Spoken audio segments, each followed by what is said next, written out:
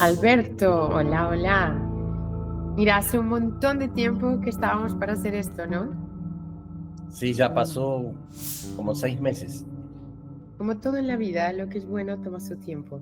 Y muchos más meses pasaron hasta que Alberto se convenció finalmente de que tener algo en las redes sociales era algo positivo para el mundo. Bueno, a ver, somos de generaciones distintas y por supuesto que yo como buena millennial identifico los dramas de las redes, pero veo un montón de potencialidad dependiendo del utilizador.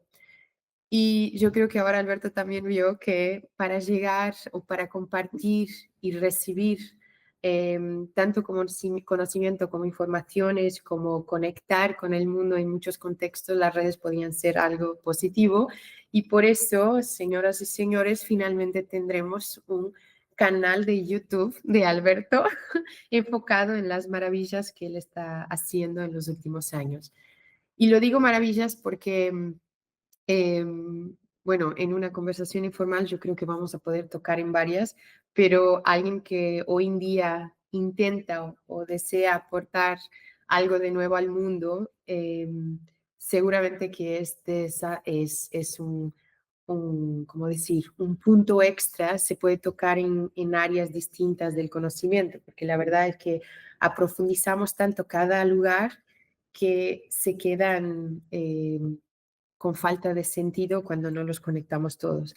Pero para eso hay que conocer muchos lugares o muchos rubros de manera muy profunda y eso involucra tiempo, dedicación y todo un tema que seguramente vamos a poder charlar hoy. Y por eso estoy tan entusiasmada con poder tener esta charla de una manera estructurada, esperemos, un poco estructurada, porque probablemente es muchísimo más interesante cuando es como una charla de café digital sin ser café, una charla de agua digital, para saber un poquito más de Alberto. Y yo te voy a preguntar una de las peores preguntas que ya me hicieron en toda mi vida, porque es así, uno no arregla preguntas a propósito para ver qué sale, que es, si alguien te preguntara, ¿quién eres vos? ¿Qué contestarías? Uy, bueno, antes de comenzar, te agradezco este momento que me estás dedicando. Sé que sos una persona muy ocupada, así que desde mí le También me ocupo agradezco. de vos. Y te felicito por tu español, que es espectacular. No es tu lengua madre y sin embargo lo hablas espectacularmente bien. Y bueno, yendo a tu pregunta, es difícil responder porque justamente en cada ámbito que me muevo, normalmente uno se restringe para encajar, ¿no? Ujú. Uno se define para que pueda entrar en el formulario, pero yo en mi vida me he dedicado a un montón de cosas, al arte, a la ciencia, al emprendedorismo, y cada una es parte de mí, pero no es el todo. Así que si tuviera que definirme, sería alguien, es un buscador transdisciplinario, digamos. Ok, me gusta el término. Creo que puede entrar en un nuevo diccionario de profesiones. Sería bueno, buenísimo incluso, creo. Ujú. Mira, y hay que dejar aquí una respuesta al cumplido sobre el idioma, que yo creo que es mi mejor definición de por qué el español tiene que salir bien.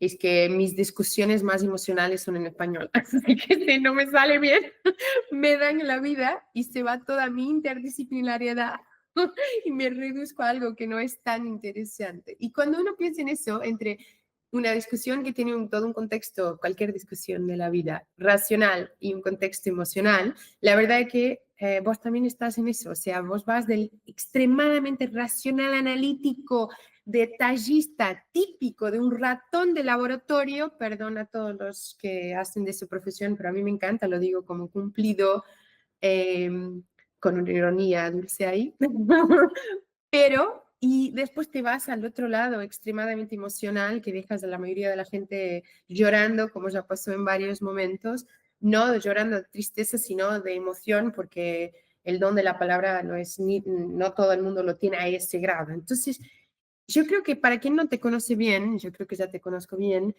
explica un poco eso, o sea, porque me diste una respuesta perfecta para mi pregunta, pero no perfecta en el detalle de dibujar quién es Alberto. O sea, yo te ayudo en esto, porque voy a ir. Mira, yo sé que una de tus más grandes pasiones por muchos años está relacionado con la cura de los pacientes, con cuidar y con impactar literalmente millones de personas en el mundo por los años atrás, los años ahora y los años que vienen. Y ese proyecto te sacó nada menos no, voy a cambiar el verbo, te ocupa más, hace muchísimo más de 20 años de tu vida. Y alguien tiene que tener una resiliencia muy marcada y un proyecto muy detalladamente dibujado con una capacidad de adaptación gigante para mantenerse 20 años en algo, más de 20 años peor. Eh, ¿Cómo es ese Alberto específicamente?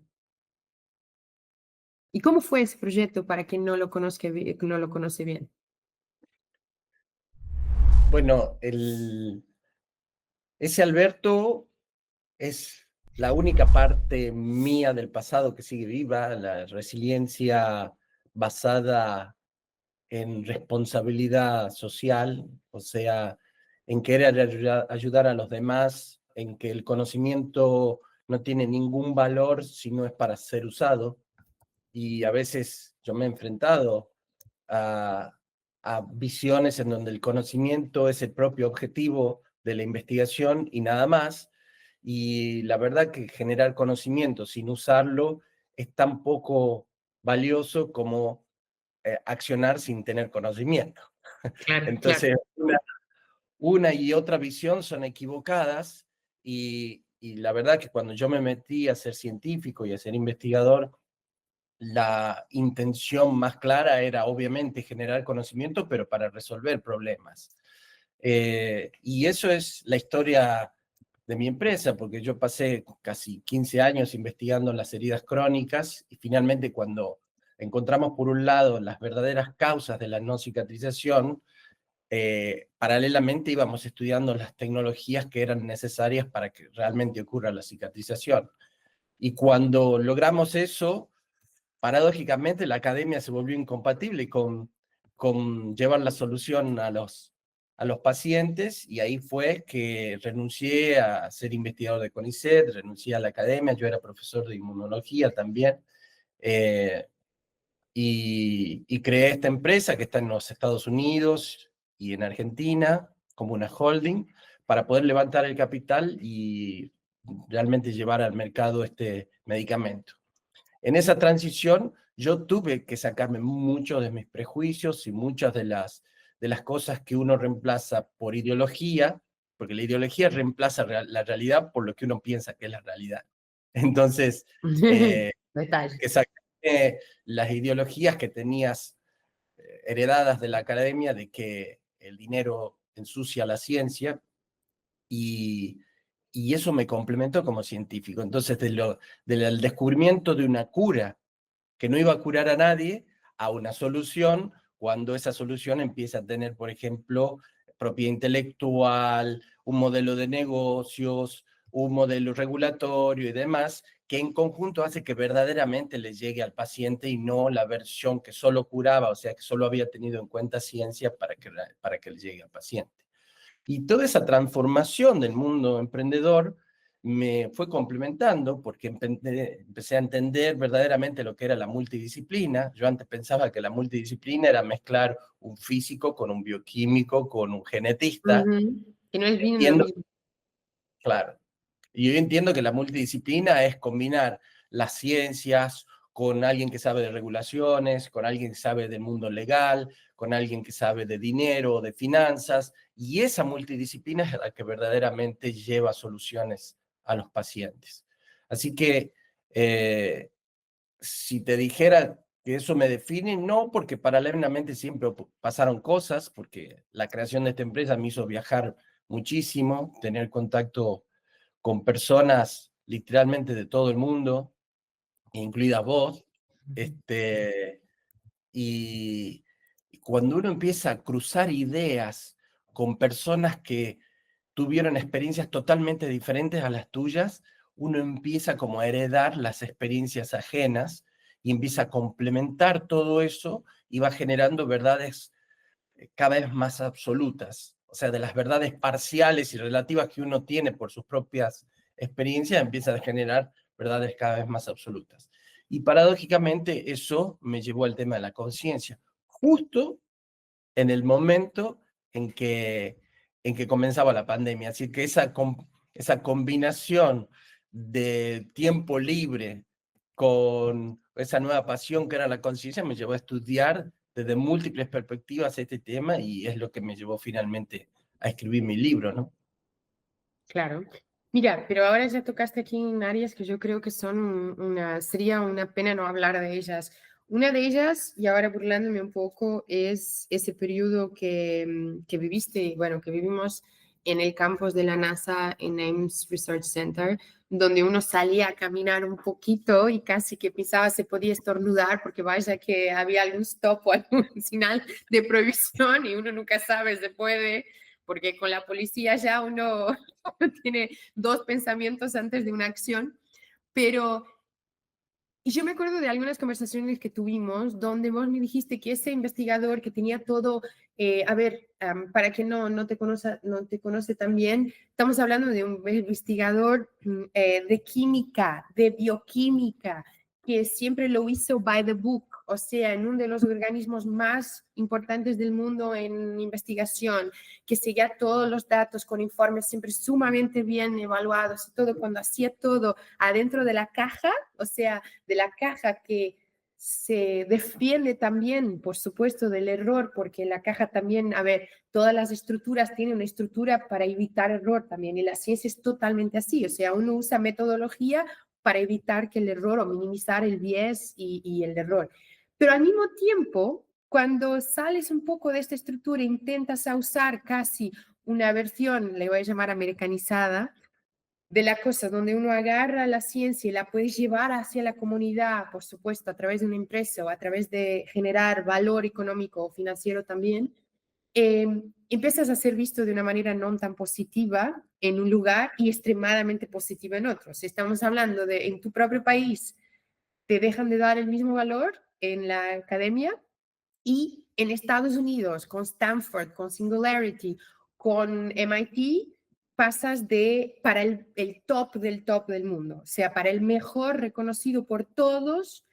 ¿Cómo es vivir esto? O sea, yo ya voy a llegar al libro, pero yo creo que esto es tan importante porque probablemente mucha gente está viviendo lo mismo o viviendo la duda de hago o no hago, sigo mis enseñanzas previas o rompo con todo y me voy a otro camino.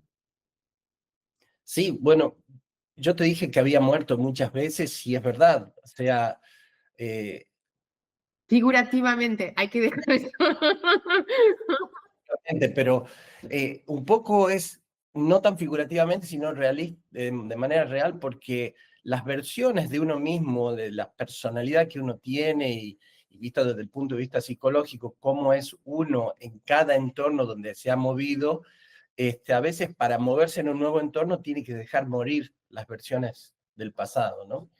Pero eso que me estás diciendo tiene mucho que ver con la formación que yo tuve, porque yo soy químico, y también soy bioquímico, tengo las dos carreras y después hice mi doctorado en bioquímica, un postdoctorado en biotecnología farmacéutica, después me pasé a las ciencias sociales, donde estudié pedagogía, psicología, hasta teatro musical, y esa combinación de conocimientos empieza a hacer que la manera que vos correlacionás el conocimiento sea diferente.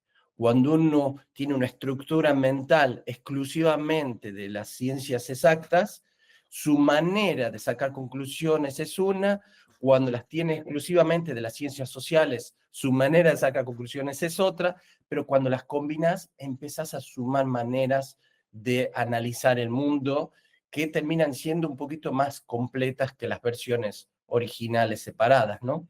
¿Y vos no crees, Eh, perdón, te voy a interrumpir, perdón, permíteme, porque lo que sí, estás diciendo me lleva a un punto que yo creo que es súper caliente al momento, que es esa idea siempre, y lo hablamos con alguna frecuencia, esa superdivisión que uno necesita de lograr encontrar en qué caja te voy a encajar, porque si no tengo caja, no sé qué hacer. Y eso te genera dos cosas. Una es esta incapacidad de estar, de tener el camino más fácil, ¿no? Hasta regulatoriamente con un medicamento nuevo, es en qué caja lo vamos a poner, por ejemplo, o personalmente, porque a la gente le encanta poner en una caja para después tener otra caja con la cual comparar y generar discusión. Esa cosa de la izquierda a la derecha, el blanco, el negro, el bueno, el malo, los clásicos todos de nuestra niñez, que parece que somos adultos y seguimos en esta binariedad clásica.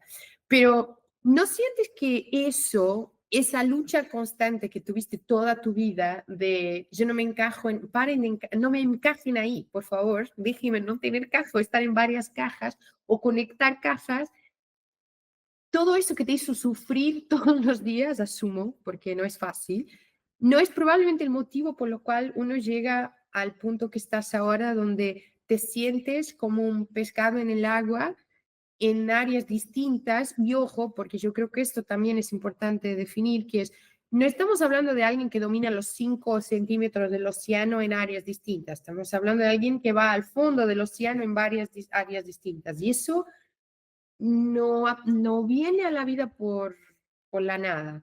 ¿No crees que todo ese camino y toda esta dualidad y la necesidad del mundo de hacerte separar te hizo llegar acá ahora? Sin duda, sí. Sí, y lo que pasa es que, por eso te decía que soy un buscador. El que busca no se, no se conforma con creer haber encontrado. Claro, Cada vez que uno se analiza desde afuera y nota que uno ya se ha conformado con el conocimiento que ya tiene, es porque cree saber. Y lo que yo entendí es que, como decían los grandes filósofos, solo sé que no sé nada. claro. Entonces, el seguir profundizando te hace tener siempre una versión un poquito más avanzada del conocimiento, pero sabes que nunca tenés la verdad. Porque conocimiento y verdad no son la misma cosa. La ciencia las confunde con una frecuencia que a mí me da miedo. Por eso cada generación de científicos cree tener la verdad y comienza a negar cosas que todavía no ha demostrado y como todavía no ha demostrado, dice son mentiras.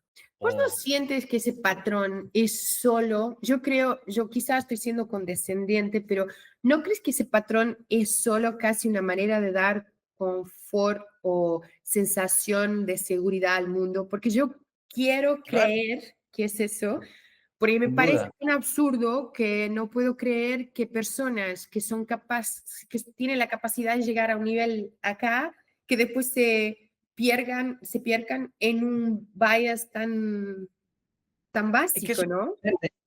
no depende de quién seas ni qué hayas estudiado. Eso depende de que sos un ser humano.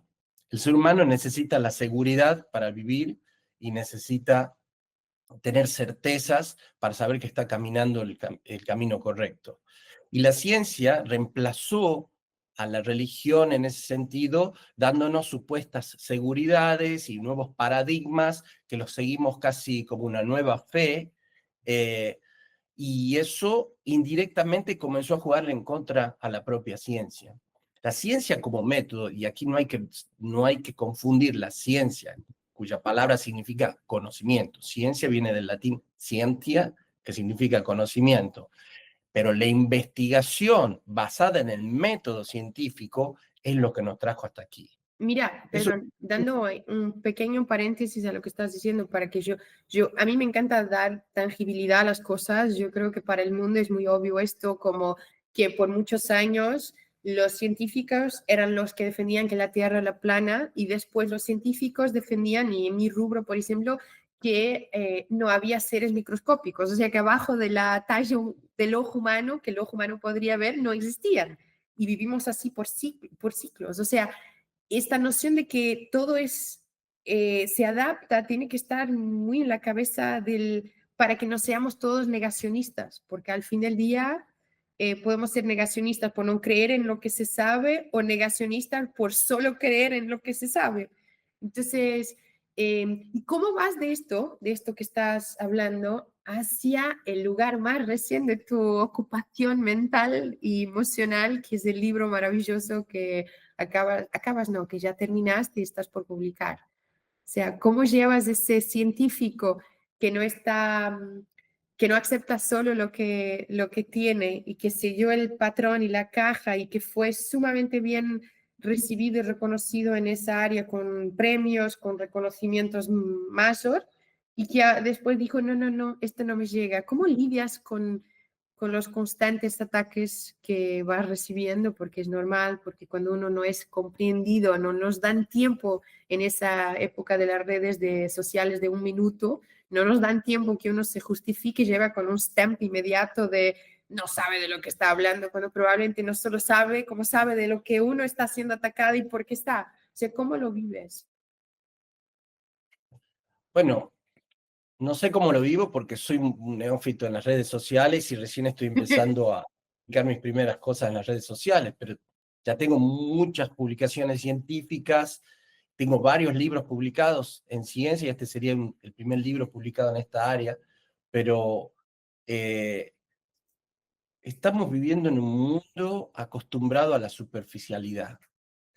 Y la superficialidad no me refiero únicamente a la vanidad de mirarse al espejo o estar mirándose únicamente qué lindo estoy o si uso un filtro en las redes sociales. La superficialidad es que empezamos a creer en conocimientos superficiales. Alguien te da 2 o 3 argumentos superficiales sobre un tema y ya se autocataloga como experto. Y las redes sociales hicieron cosas buenas y malas al respecto. El efecto viralizador de cualquier cosa le juega en contra a cualquiera que quiera mostrar algo en profundidad. Porque el mismo Instagram, si yo intento publicar un video de más de un minuto, te dice, un video de más de un minuto le jugará en contra en el número de visualizaciones y uno ya sabe que el propio algoritmo no te va a mostrar porque tuviste el gran pecado de querer hablar un poco más o con más profundidad. Entonces todo se mantiene superficial. Entre el scroll infinito de las gentes y la falta de profundidad que le podemos dar a las cosas, te lleva a que uno no pueda justificar o argumentar con profundidad en algo. Y esto te lleva a que lo, lo que tiene de contenido este libro es que desde la ciencia yo empiezo a corroborar muchas de las cosas que dice la espiritualidad antigua, desde el hinduismo o el taoísmo, y, y muchas de ellas con evidencia muy fuerte a favor de eso. Y, pero claro, si yo tengo un minuto, termino diciendo lo mismo que dice el más espiritual o lo mismo que diría alguien que no comprende estos temas. La palabra cuántico ha sido bastardeada de una manera tal que Hasta pasa el a no park tener... para los niños jugar es un quantum park. Sí. Entonces eso te rompe la posibilidad de comunicación con el otro porque Claro. si uno comprende qué significa el ego, sabe desde dónde me escucha el que me está escuchando. Ya tiene un conjunto de conocimientos previos. Entonces, si es alguien más científico, va a decir, aquí ya está otro de los típicos mentirosos hablando de lo cuántico a favor de la espiritualidad. Y si es alguien más espiritual, cree directamente diciendo, al fin hay un científico que avala esto y todo termina siendo una cancha muy sucia jugando al fútbol sin que nadie sepa dónde están los arcos. Entonces, O si hay arcos. o si hay arcos, tal Claro, cual. claro, no, pero, pero sabes que yo en eso probablemente será de los más grandes desafíos de los próximos años y cómo gerenciar el conocimiento online, y hablo de conocimiento intencionalmente, no de datos ni nada, porque eso es más que fácil, pero esto que me estás diciendo, porque uno ve online, no sé, 30 expertos de un rubro específico, casi todos diciendo las cosas de una determinada manera o siendo compartidas afuera de su contexto original, lo que también deturpa el conocimiento y te lleva a un lugar totalmente flojo, o sea para el lado bueno o malo. Eh, pero vos quisiste escaparte de eso porque la verdad, para quien no sepa, fueron años y años, yo los vi de cerca, a escribir un libro de lo cual se hablaba a los desayunos, a los almuerzos, a las cenas, a los desayunos, a los almuerzos y a las cenas, por años seguidos.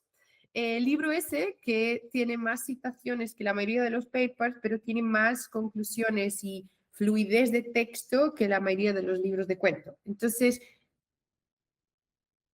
¿cómo llegaste ahí? No, más que eso, cuéntanos un poco de él. O sea, a los que no pasaron los desayunos o los almuerzos y las cenas con él.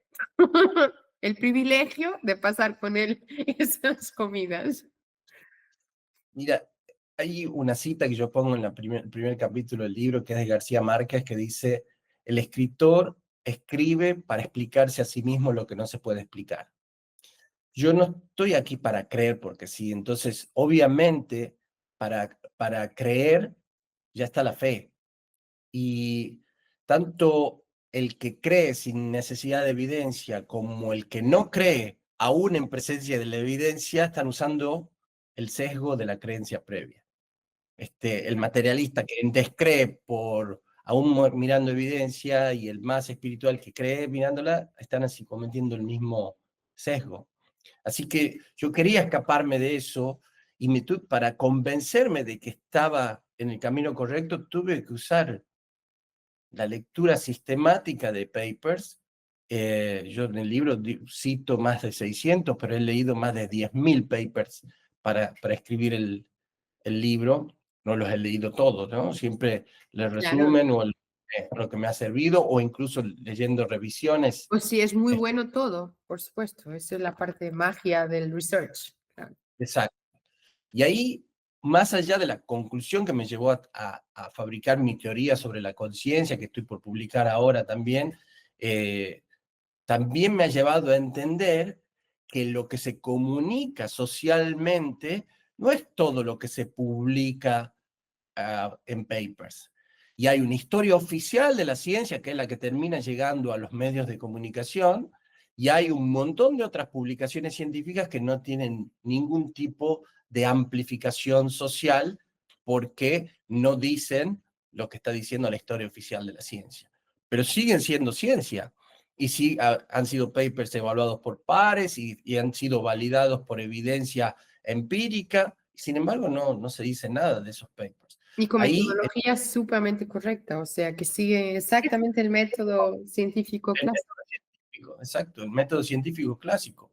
Y a medida que iba encontrando más publicaciones al respecto, dije, ok, claramente la ciencia está sesgada por su fe en el materialismo y por lo tanto solo amplifica todo lo que siga avalando el materialismo, y todas las publicaciones científicas, aún con evidencia que digan otra cosa, son de estar descartadas, o peor, a veces no se las deja publicar en las revistas convencionales, terminan publicando en Journal of Parapsychology, of Journal.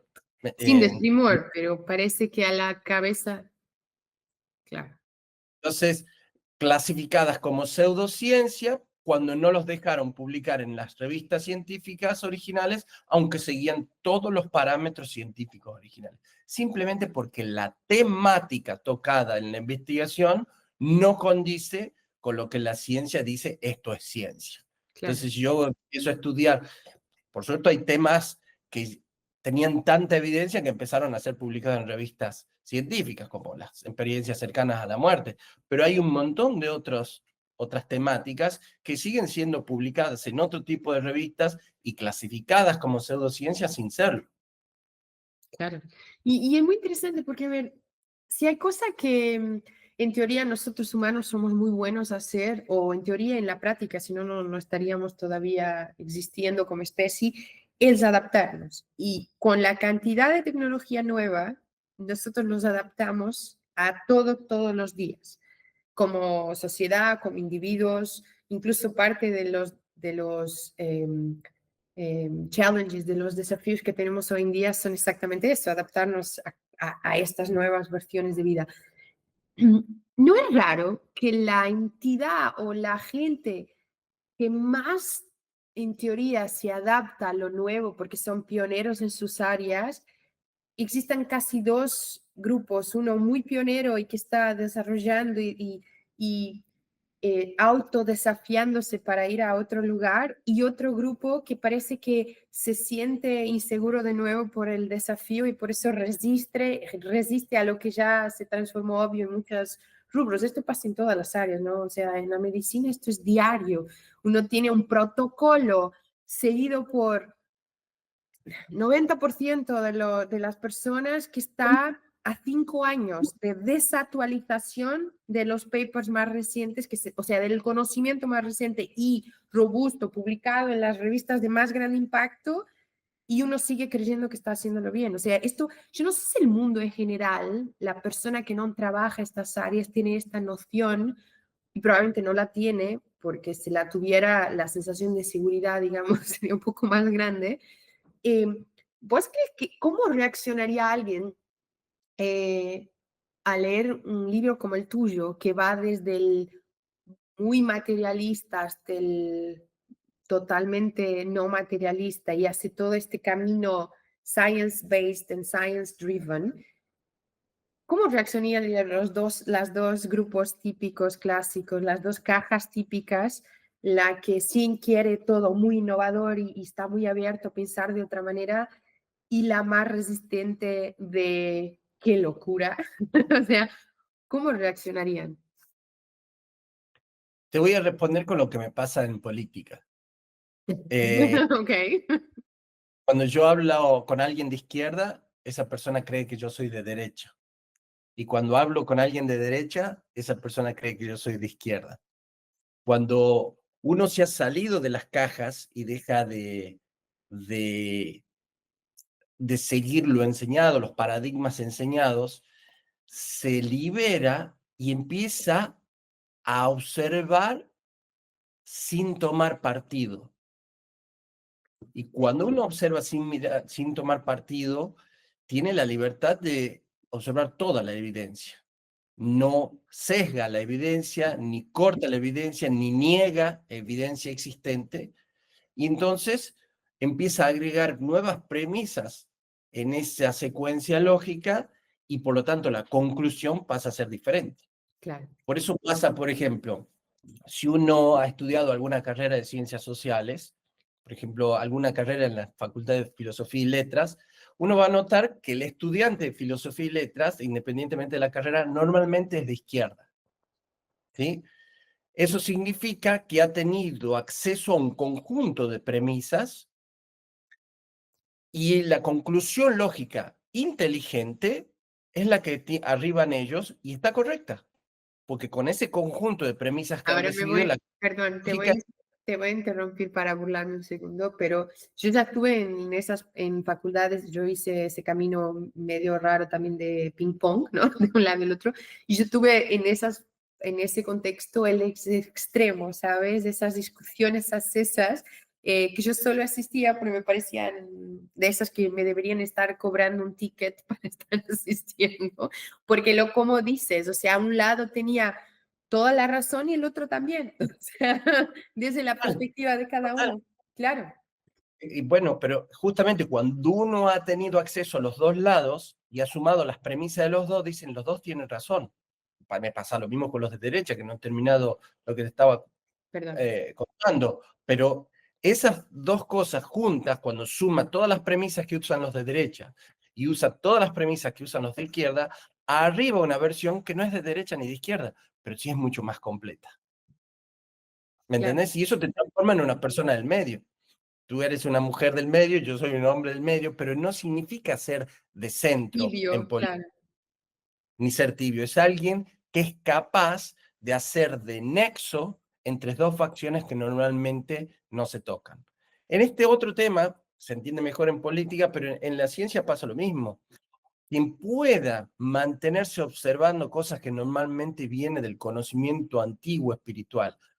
Cuando digo espiritual no me refiero a religioso, sí, sí, y quien tiene acceso a la ciencia convencional dice, hey, están diciendo lo mismo, pero con semánticas diferentes. claro, Alguien tiene que notarlo porque si no abrevamos en un conocimiento ancestral simplemente por llamarlo ancestral, juicio, no solo ancestral, sino basado simplemente en ignorancia y éramos tan ignorantes en el pasado y ahora sí somos muy cultos y conocedores y negamos la inteligencia de las generaciones anteriores que quizás arribaban a verdades a través de otros mecanismos que no son los del método científico y al mismo tiempo al negarlas sacamos esas premisas y obviamente si yo digo bueno, voy a usar esta y esta premisa, obviamente siempre voy a arribar a una conclusión materialista. Pero eso no significa que el materialismo esté acertado, simplemente está eliminando las premisas que no le gustan y las que les gustan las conservan y obviamente siempre te llevan a las mismas conclusiones. Claro, la filosofía y la matemática lo pueden explicar de manera genial, pero nosotros seguimos ignorando, nosotros societariamente, ¿no? La sociedad en general le sigue gustando ignorar estas variaciones sencillas de la realidad, le voy a llamar así. Mira, y ahora, mientras estabas charlando, y hace poco también cuando hablaste, hace poco, no, hace ya un rato, cuando hablaste del tema de la investigación, una cosa que yo ya asistí en una charla, en el post de una charla tuya, fue otra investigadora charlar con vos y decirte que la ciencia básica tenía que no tener un propósito, bla, bla, bla, bla, bla, bla, bla, o sea, que no tenía que tener un propósito específico y que eso te da la libertad de encontrar. Y es muy interesante porque yo te conozco y sé cómo piensas y lo que dijiste es exactamente lo que ella estaba diciendo, pero como eh, siendo un hombre del medio, no te vas a hacer match totalmente con un lado ni con el otro. Para quien escucha es fácil o estar totalmente de acuerdo con las variaciones o estar totalmente en desacuerdo escuchando algo que no fue lo que dijiste en realidad. Entonces, Ujú.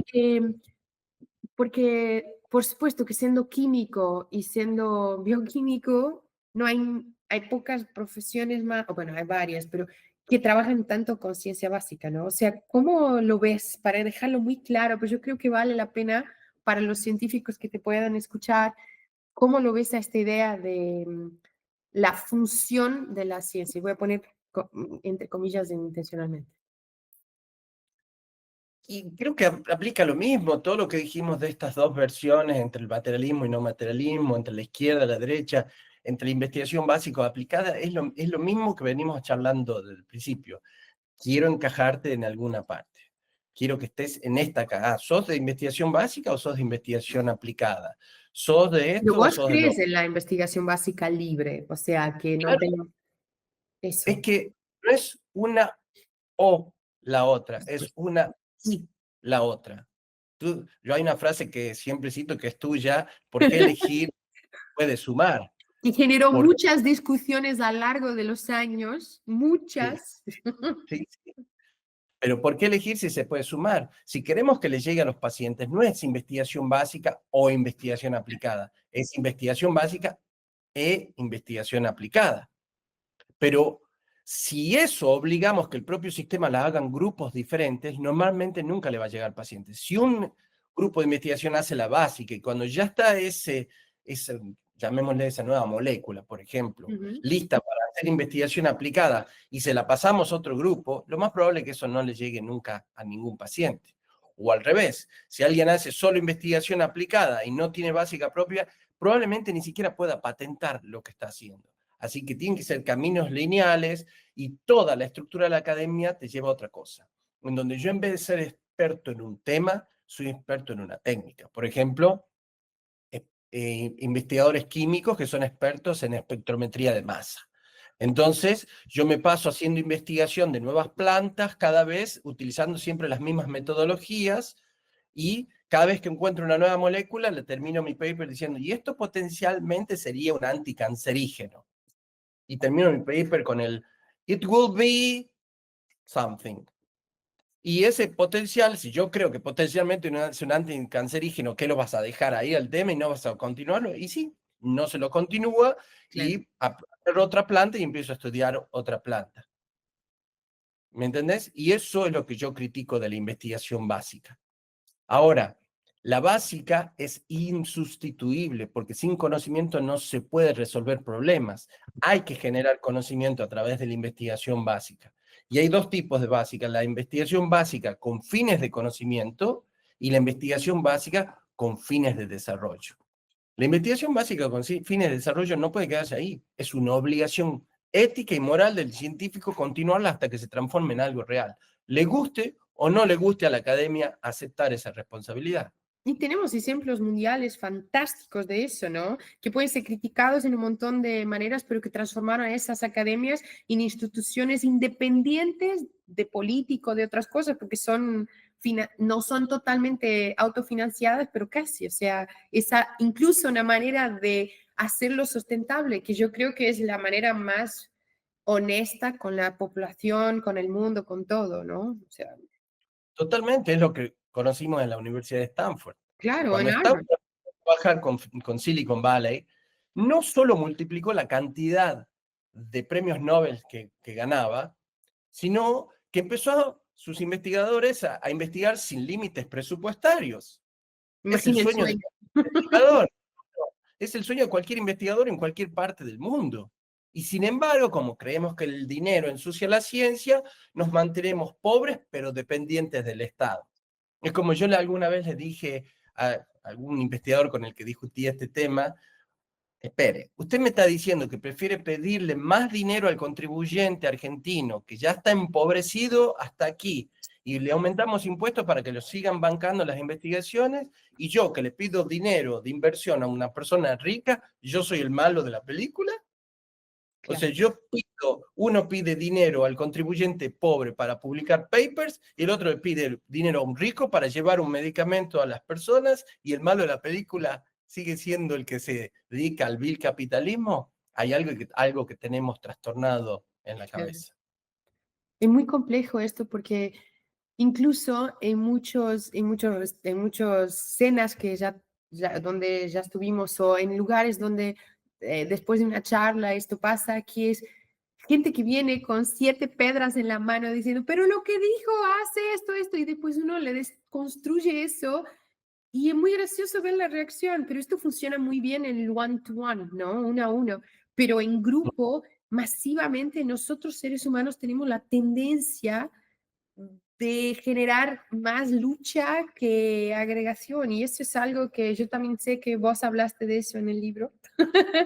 Y eso es muy interesante como esta, quizás una nueva filosofía, digamos, de acercarnos al concepto de sociedad también sea una parte súper interesante. Otra cosa sobre esto, de nuevas maneras de acercarnos a la realidad, que a mí me llamó mucho la atención, porque por supuesto en la corrida diaria, cuando uno nos está dedicando a este tema específicamente, le pasan eh, hechos increíbles que pasan en el mundo y uno no toma conocimiento de ellos, como muchos de las teorías, no, de los descubrimientos que llevaron a los últimos Nobel, incluso en la física, ¿no? Que están de hecho cambiando lo que nosotros entendemos como normal forma de funcionamiento del mundo y que literalmente te están cambiando el todo.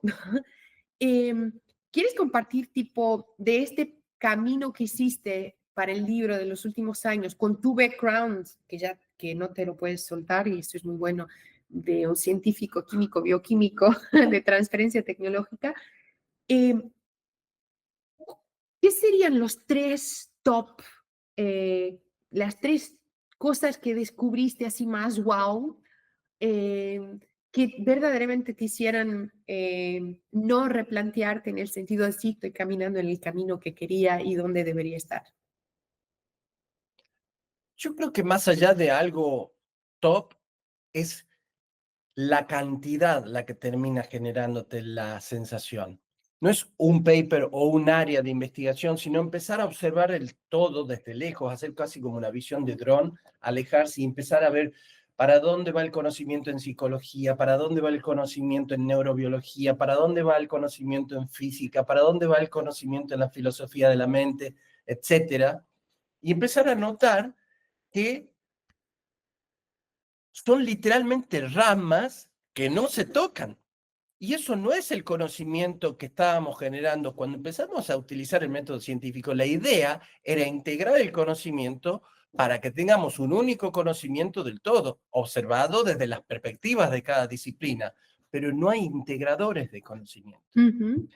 No se integra conocimiento, las conclusiones van a ser las que cada uno saque con las premisas de la psicología, con las premisas de la neurobiología, con las premisas de la física, etcétera.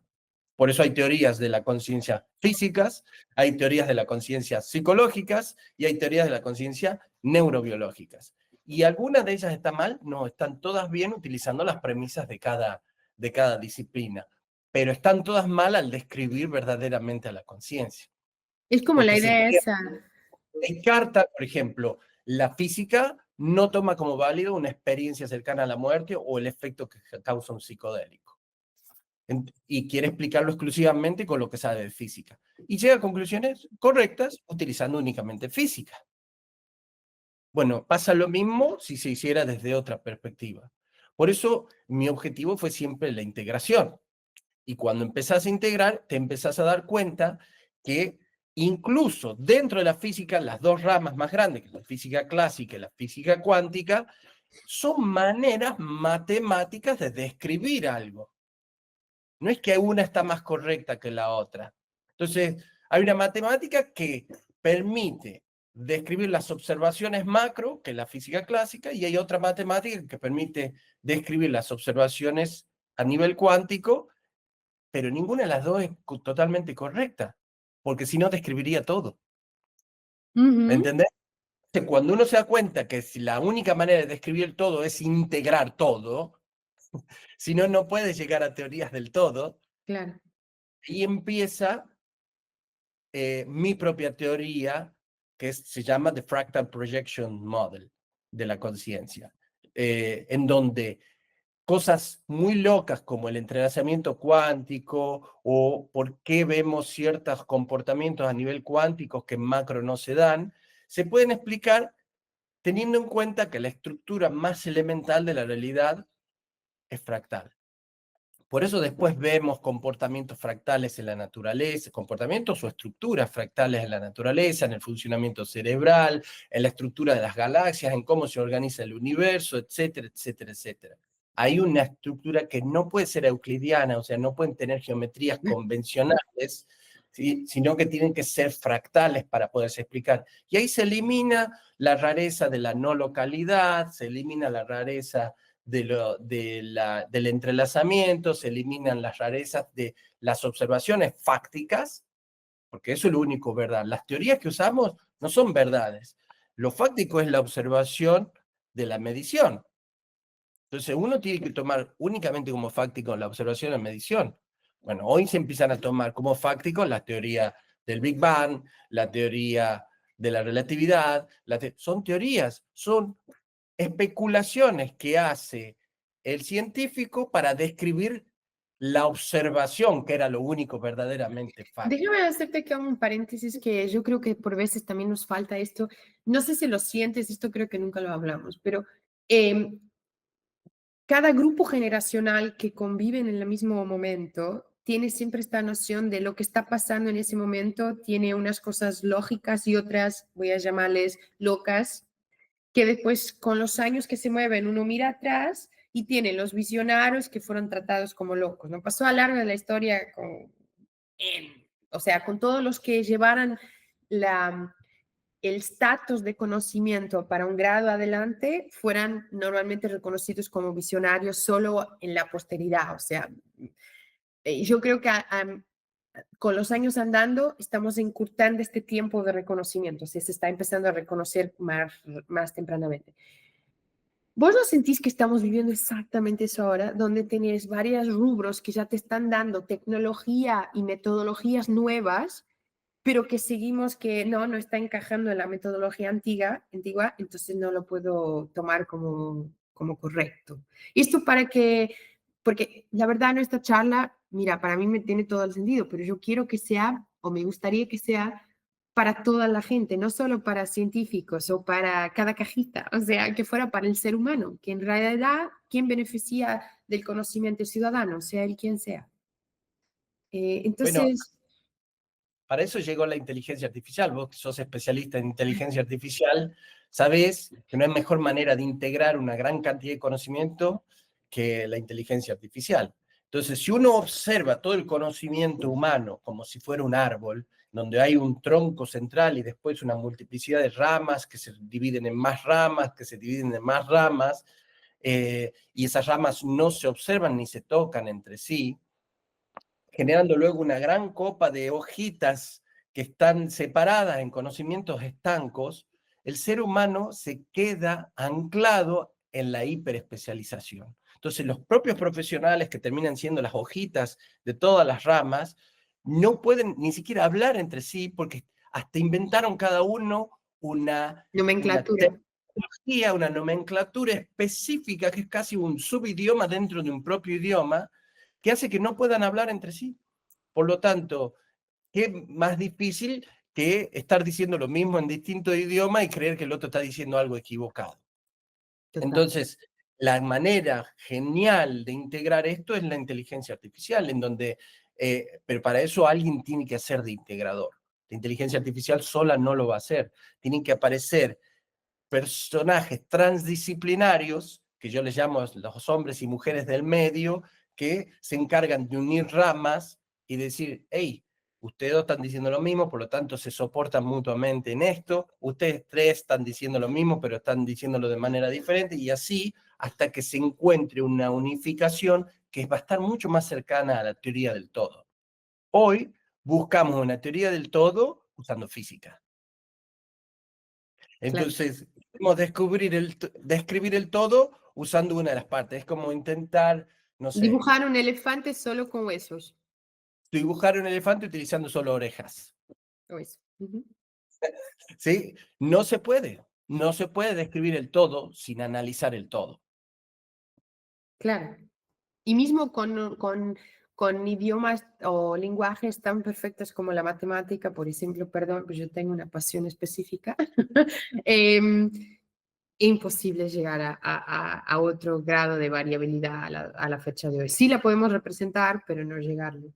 Yo no te voy a preguntar sobre la teoría del todo específicamente, porque quiero que la publiques antes y no hables de ella ya. Pero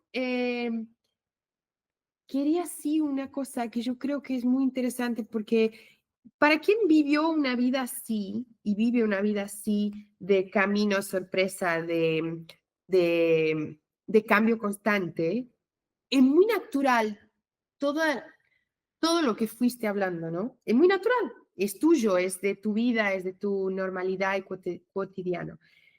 Pero para quien está de afuera, esta serendipia toda, o en inglés mucho más conocido el término serendipity, ¿no?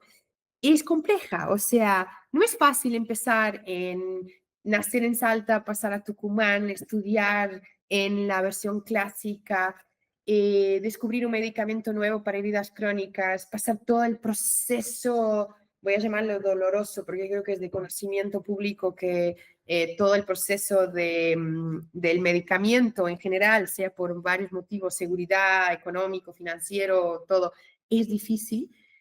Después ir para Estados Unidos en un momento y descubrir que al final las inseguridades eran fortalezas y que de golpe todo lo que habías, todo el conocimiento que habías buscado en el pasado, que para muchos seguramente no tuvo lógica en la época, como el teatro musical o la pedagogía o la psicología o la física, que de golpe se juntan todos perfectamente en el momento y fecha ideal justo en una pandemia donde no podías irte a ningún lugar que no fuera cerca de algo para escribir o leer, porque era lo que era, eh, ¿cómo alguien que está afuera, más la gente más joven que está intentando tomar decisiones, pues yo creo que son más bombardeados todavía que mi generación o la tuya o las anteriores, ¿cómo pueden tomar decisiones? Porque vos hablas mucho, hoy no hablamos tanto de eso, pero hablas mucho de la verdad, ¿no? La verdad como punto fulcral, punto de llegada y punto de partida. Eh, ¿Qué dirías a todas esas personas que están ahí pensando, ¿qué hago? ¿Qué hago? ¿Qué hago? Socorro, voy a tomar una mala decisión y va a condenar toda mi vida y existencia? ¿Qué les dirías? Yo creo que no hay malas decisiones. O si tuviera que comparar una mala decisión a algo, sería la quietud, el no decidir, el no hacer.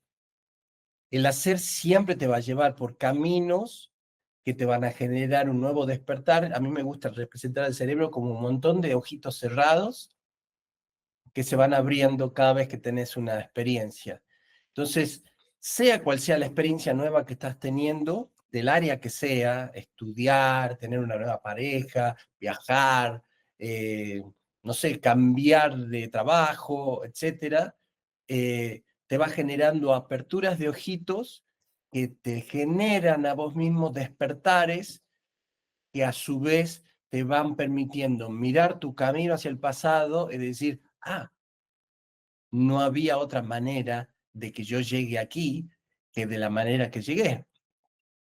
Y eso, por un lado, te va dejando tranquilo en esas inseguridades. Estoy decidiendo bien o mal, lo que más sientas en ese momento de hacer es lo que te va a generar, lo que te lleve al futuro. Y en eso hay que diferenciar para mí, desde mi humilde opinión, los deseos enseñados de los deseos propios. Cuando uno empieza a ver que la mayor parte de la humanidad vive de maneras similares, o sea, nace, crece, estudia en el colegio primario, luego en el secundario, luego va a la universidad, creen que tienen libertades porque eligen una carrera diferente y nada más, luego se casa, luego tiene hijos, luego trabaja toda una vida, se jubila y muere. Eso es una vida promedio humana. Si uno no se da cuenta que esos son deseos enseñados, corre el riesgo de seguir y usar toda su vida para perseguir deseos enseñados. Entonces, cuando uno se da cuenta de eso, puede empezar a seguir deseos propios, lo que verdaderamente desea.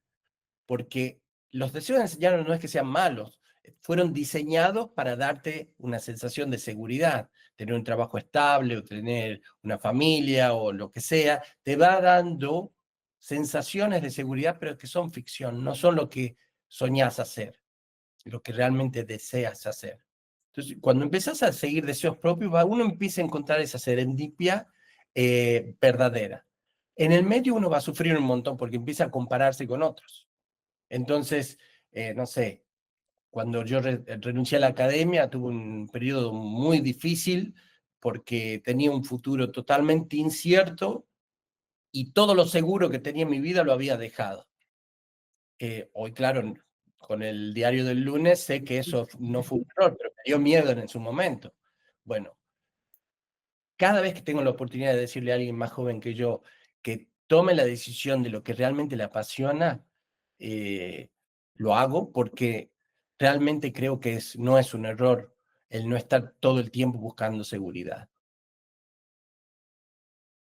Y eso, yo no te quería interrumpir porque yo creo que eso, todo lo que dijiste ahora, bueno, conociéndote, es probablemente el modelador de quién es Alberto hoy. O sea, y eso yo creo que es un súper, porque no todos nosotros sabemos quién somos hoy. Lo que sea ahí está, el diario del lunes es fácil, ¿no? Una cosa que yo creo que en todo lo que dijiste, que es transversal, como ya hablé en la última pregunta, pero que no sé si quedó claro, es esa noción de que estás buscando la verdad y siempre te estás gestionando. Y yo sé que es muy gracioso porque todo el mundo te conoce en esa versión de buen mood y todo, pero cuando estás en el modo no enojado, sino ¿por qué está pasando todo eso? No es fácil, ¿no? O sea, es normal uno sentirse enojado con el contexto y estoy buscando una palabra polite, insultar el mundo de una manera hasta graciosa, porque es una de las cosas que más te enoja, ¿no es cierto? Que es que cuando estás enojado, en general las personas más cercanas te decimos que te tornas gracioso, perdón, pero es verdad, hay una persona detrás del científico. Eh, pero esa búsqueda de la verdad que tanto te enoja y tanto te enamora, ¿cómo la ves para el futuro? O sea, ahora que esta máxima de esa serendipia te lleva a un lugar ahora que es cada vez más, voy a llamarle teórico, donde compartes conocimiento en conferencias, donde estás en distintos puntos del mundo haciendo este tipo de participación, voy a llamarle así. ¿Cómo ves esa búsqueda para el futuro? O sea, ¿qué crees? Esto es futurología, ahí está, sin diario de lunes. ¿Cómo lo ves? Bueno, antes que nada, quiero aclarar que yo no tengo la verdad, ¿no? Que yo aclaro muy bien que yo la busco a la verdad. Mm, En el momento que me enamoro con una de las verdades que encuentro, mato la verdadera verdad. O sea, en el momento que yo creo que ya sé, ahora sí ya sé, maté la verdad. Así que me mantengo siempre en la sospecha de no tener la verdad del todo, aunque me suene totalmente lógica. Lo que nos Ujú. suena lógico, lo más probable es que esté en consonancia con nuestro conjunto de conocimientos. Eso no significa que arribaste a la verdad. Así que les comento que pueden dejar de discutir entre ustedes porque nadie tiene la verdad. Así que a futuro lo único que te digo que probablemente sea una búsqueda de toda la vida, que no hay un futuro, o sea que es inacabable la búsqueda de la verdad, eh, que claramente el ser humano para poder avanzar necesita apoyarse en una plataforma de supuesta verdad para poder seguir dando saltos, y eso lo veo como algo muy positivo de la ciencia. Pero los científicos tenemos que dejar de cometer el error que cada generación de científicos ha cometido. Ahora sí ya sabemos. Los de antes no sabían, pero los de ahora, ahora sí que sabemos. No, ningún científico sabe del todo ni ha arribado a la última versión de la verdad. Como decía Carl Sagan, la ciencia es una observación escéptica del mundo con plena conciencia de la falibilidad que tiene el ser humano, con plena conciencia de la falibilidad que tiene el ser humano. Entonces, y eso te aseguro que no lo tiene el científico porque la propia academia te enseña a cobrar en ego. No cobramos en dinero, cobramos en ego. Entonces, a medida que ganamos títulos, premios, publicamos libros y papers, cada vez tenemos un ego más inflado, y yo siempre digo que el ego se encuentra aquí. A medida que se infla, se terminan tapando los oídos y no uno deja de escuchar. Entonces, la búsqueda de verdad es justamente dominar al ego, el ego como sinónimo de vanidad, ¿no? No como sinónimo de personalidad. Eh, bueno, Ahí así sí lo daba veo. para una charla completa, solo lo que acabaste de decir, porque es todo un tema del libro también sobre, claro, el ego y la personalidad y cómo todas las pantallas mentales, voy a usar una expresión tuya, se manejan entre ellas. Por supuesto, yo la tecnológica, claro que cuando agarro las pantallas, escuché la palabra, me quedo ahí directamente. Mira, ahora que finalmente te tenemos activamente, estoy acá torciendo para eso, en las redes, en el digital, voy a llamarle así para no ser solo las redes sociales, en el digital. ¿Qué se puede esperar de un canal de estos de YouTube? Bueno, vos sabés que hay conocimientos que he descubierto que me han llevado literalmente hasta las lágrimas. Ay, Esa no. emoción del descubrimiento, de decir, wow, todo es mucho más maravilloso, aún que las propias fantasías que tenemos los seres humanos. Porque a veces creemos que tenemos que vendernos entre sí fantasías porque el mundo real es tan horrible que es mucho mejor inventarnos fantasías. Y yo pienso exactamente lo contrario. El mundo real es mucho más maravilloso que aún que las fantasías hermosas que hemos llegado en Disney o en cualquiera de los grandes lugares donde hemos ido a brevar por fantasías. Eh, y eso significa que se van a encontrar con esas sorpresas en mi canal. Cosas extraordinarias que no están atadas a la ciencia exclusivamente, ni están atadas a la espiritualidad exclusivamente, sino que intentan sumar conocimientos de todas las áreas para que uno arribe a una versión más absoluta de la realidad. Y si vos pudieras pedir, ¿sabes eso que yo refería hace poco de que en conversaciones de uno a uno, normalmente uno llega a una consonancia mucho más grande que cuando se expone a los egos públicos y estamos en debate público? Entonces, como eso también es una de las magias del digital, que uno puede estar solo escuchando un podcast o viendo un videocast o siguiendo un canal, si vos pudieras decir uno a uno a una persona que viene a escucharte, hacerle un pedido o decirle algo, un mensaje, ¿qué le dirías para que sea lo más cercano, lo más tangencial matemáticamente a la verdad de relación que le pudieras decir? Si pudieras decir a todos los que vienen, ¿qué te gustaría decirles? No pretendas encontrar a Dios o a la verdad en videos de un minuto, porque ahí no se encuentra. La verdad se encuentra en una búsqueda continua en donde uno no reemplaza lo que uno cree por lo que cree el otro solo porque tiene más argumentos, sino que suma los argumentos de todos aquellos que uno conoce para arribar a la propia verdad más absoluta, pero que siempre va a ser la propia. Así que lo que creo yo es que lo mejor que puede hacer es empezar a liberarse de la inmediatez y empezar a profundizar. Porque si uno quiere conocer qué hay en el fondo del océano, tiene que sumergirse. No puede solo nadar en la superficie de las cosas. Esa es una súper buena nota. Y, y si vos estuvieras pensando, y ahora voy a tirarlo al, te estoy tirando a los lobos todo el tiempo, pero a los leones, perdón. Si vos pensaras ahora en un segundo libro, ¿dónde tendrías ganas al día de hoy de mirar? Eh, yo creo que hay es como una saga, así como se hizo una serie Cosmos, en Mm. donde la primera versión tocaron los mismos temas que se tocó en la segunda versión, solo que en la versión segunda se lo hizo con los nuevos conocimientos que había de cada área. Yo creo que también para ver Son versiones de Homo, espirales.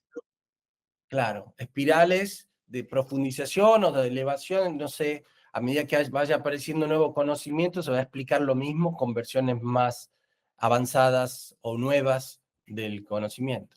Entiendo. Ajá. Es solo para saber de qué vamos a hablar a la cena, para que yo no me quede en ignorancia total. Bueno, mira, y sobre esta nueva adaptación del Alberto, que o bueno, que usaba las redes en realidad, pero solo para su lado más artístico, para cantar, por los que no saben, Alberto que tiene este aire todo muy serio, hizo los personajes más graciosamente interesantes en el teatro musical, cantando. Mi preferido es Don Quijote, dejo ya la nota, y hay online pruebas. Por ahora, no sé si van a existir en el futuro, pero ¿cómo, o sea, cuál es la más grande dificultad que encuentras? Porque yo, asistiendo a tus últimos meses en el digital, yo estoy preocupada porque vos tienes la tendencia a contestar a todo el mundo y bien, de uno para uno, y yo ya sé por experiencia propia que llega a un punto donde es imposible, no da. Entonces, esa limitación que yo sé que vos no querés sustituir por un agente digital porque eso dejarías de ser vos, y está muy bien. eh, ¿Qué anticipas en eso? O sea, ¿cómo? Porque además estás conociendo gente que te encanta, incluso personas con quien estás teniendo charlas sumamente interesantes, que yo no voy a saber decir los nombres todos y por eso voy a equivocarme, es mejor no decir ninguno, de todas maneras me acuerdo de varios. Em, ¿Cómo está siendo para vos esta exploración de esta nueva approach al mundo?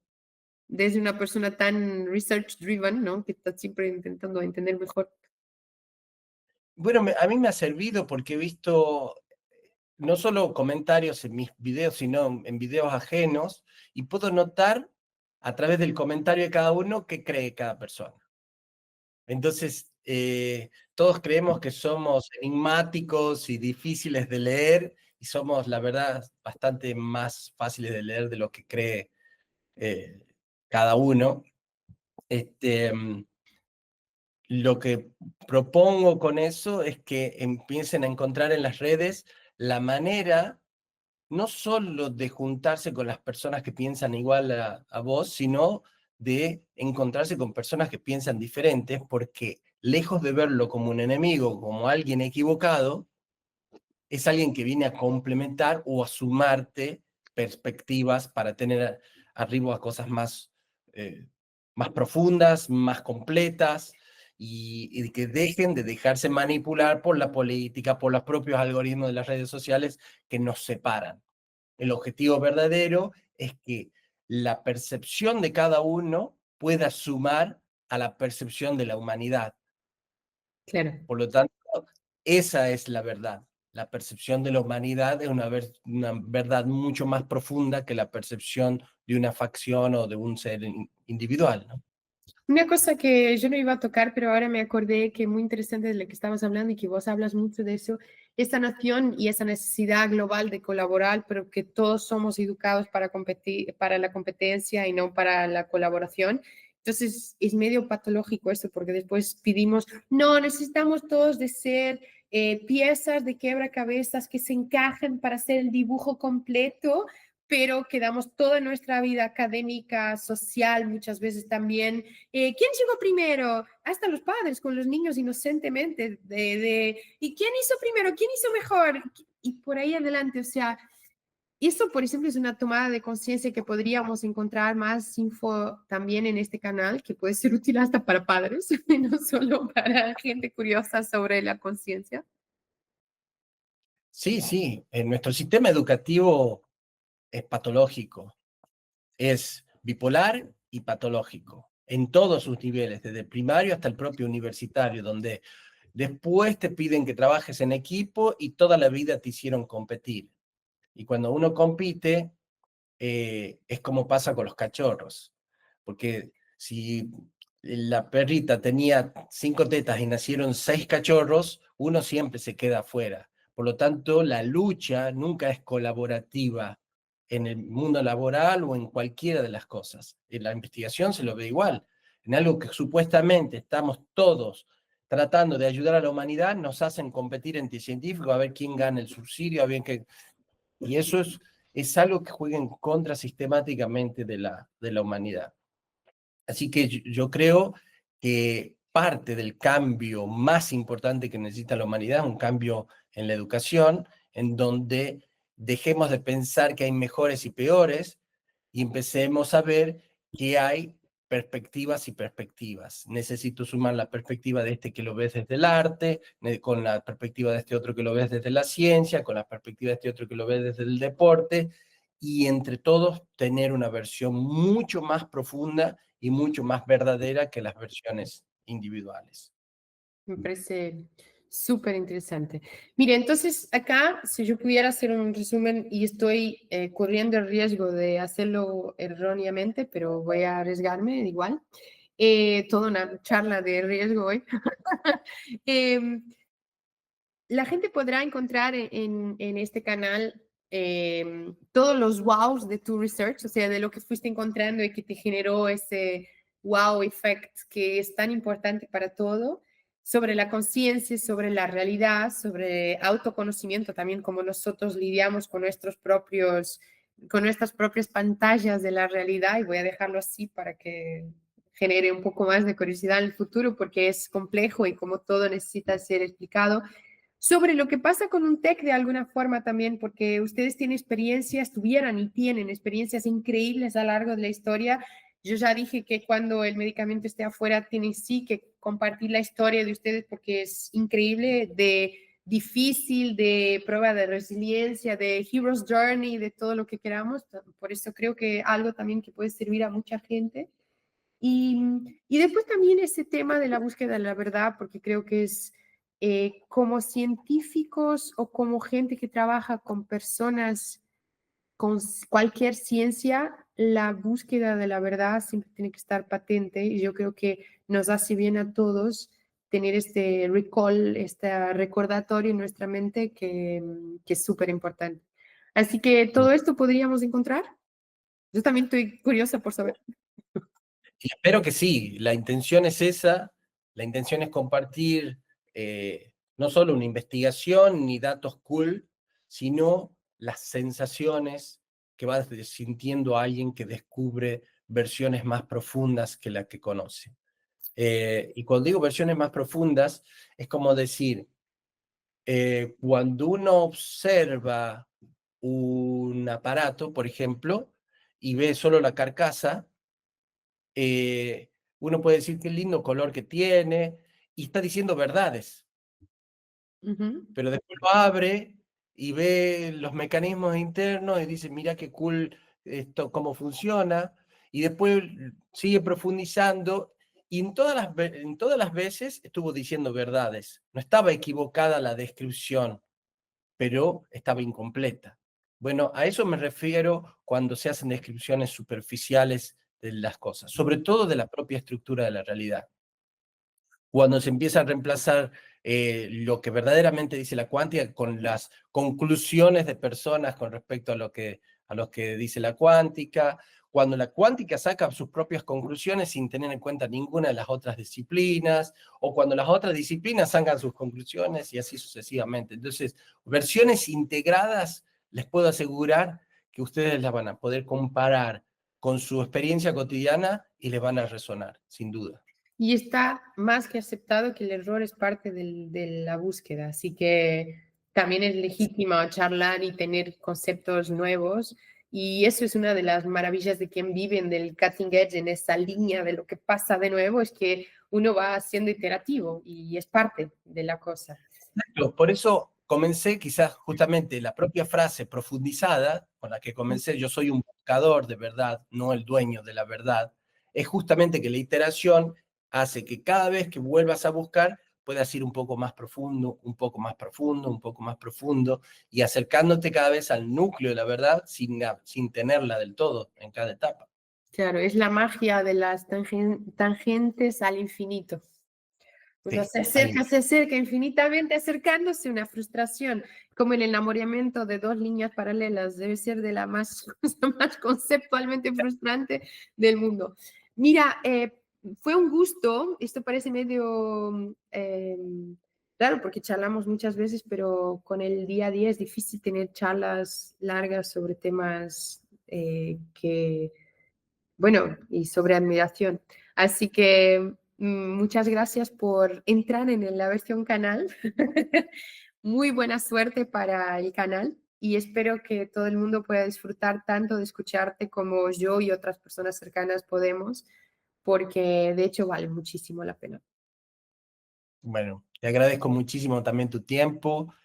Repito, esta persona es sumamente ocupada, tiene un montón de ocupaciones súper cool que algún día deberíamos charlar también. Y te agradezco la generosidad en esta charla también. Perdón por los 6 meses de retraso típicos de estas cosas. My fault. Y bueno, nos vemos por ahí. Gracias. Chao, chao.